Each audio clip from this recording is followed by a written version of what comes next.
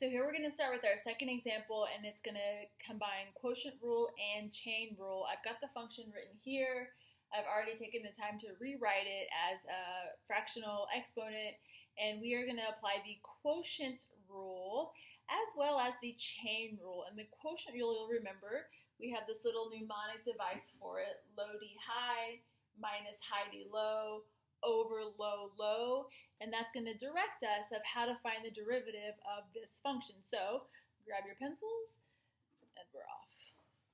So to find the derivative of this function, I'm going to first take the low, that means the denominator, and that is x squared plus 4 to the 1/3 power times the derivative of the high. The high is the numerator, that's just x, and the derivative of that is 1. I'm going to subtract from that high d low. So I'm going to take the high, which is x, and multiply that by the derivative of the low.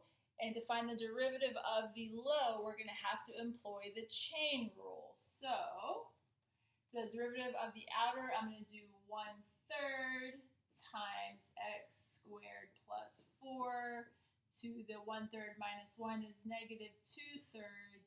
And then I need the derivative of the inner function, and that's going to be 2x. So that step was a combination of quotient and chain rule. And the next thing I'm going to do is simplify. So in the next step, and I'm going to pull over a little bit so we have plenty of room. Oh, wait, I forgot the denominator. All over low, low. So I'm going to take my denominator and square it. So x squared plus 4 to the 1/3 squared is going to become to the 2/3. So that's my denominator squared, or my low, low, from my little mnemonic device over here.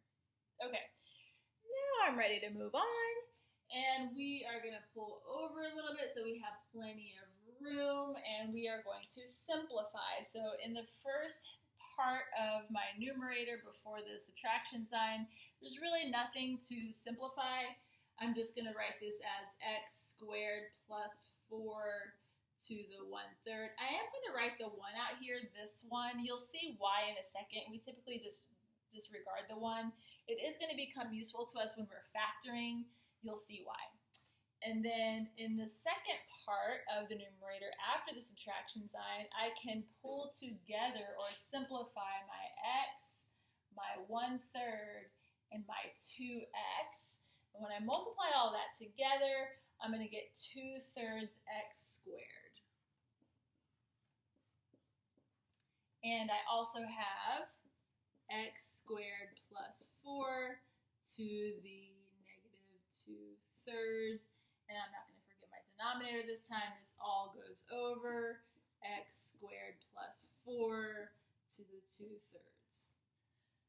So I'm going to call that step simplify. Okay, our next step is going to be to factor. So let me get down here. We're going to factor out. Now here's where you're going to see why I pulled this 1 out. I'm going to do a little fancy footwork here. So I'm going to factor out, as part of my greatest common factor, a 1/3. You're going to see why that's useful in a second. And then I've got x squared plus 4 in both parts of my numerator, before and after the minus sign. There are 2 different powers, and if you remember from my last video, we always want to choose the smallest power. In this case, that's going to be our negative 2/3 power to factor out. So the other part of my GCF is x squared plus 4 to the negative 2/3. Okay, so now what goes inside my parentheses is this. So I'm factoring out of 1 a 1/3. So in other words, I'm dividing 1 by 1/3. When I divide 1 by 1/3, I get 3. Make this a little smaller because I got a denominator I got to think about. 3. And then I'm dividing x squared plus 4 to the positive 1/3 by x squared plus 4 to the negative 2/3. That means I subtract my powers. 1/3 minus negative 2/3 is 1/3 plus 2/3. That's just 1, so that means I now have x squared plus 4 just to the first power. Okay, now my second part minus, second part of my numerator, 2/3 divided by 1/3, of course, is 2. And then x squared plus 4 to the negative 2/3 divided by itself is just going to be 1. I'm missing something. I forgot to pull something down. And that was, nope, I did it.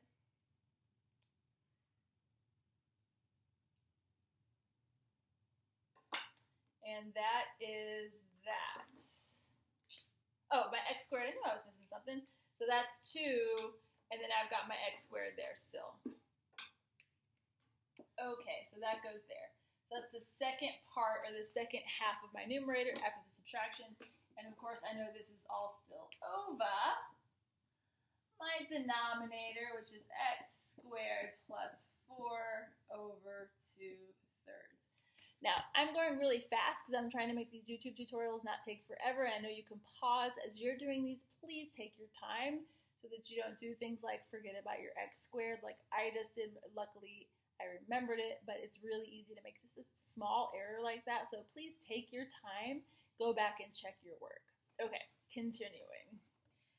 So I'm actually going to, I guess I'm going to move down and kind of over. Just trying to find some space.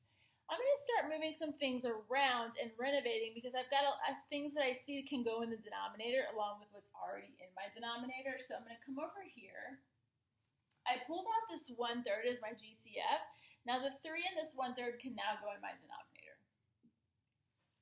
This x squared plus 4 to the negative 2/3 that's in my GCF, that's a negative power, so I know that's going to go in my denominator. So when I multiply this by this, multiplying powers means I add them. So what I'm going to get down here is x squared plus 4 to the 4/3. Okay, so that's all to the bottom. Now up here, I'm going to distribute my 3. So I'm going to have 3x squared plus 12 minus 2x squared. So close to the end here. All we got to do is clean up my numerator. I'm going to write my final answer in red so that you can see it really clearly. So my final answer, I can pull together 3x squared minus 2x squared and get just 1x squared plus 12 all over 3x squared plus 4 to the 4/3 power. And that, my friends, is my derivative.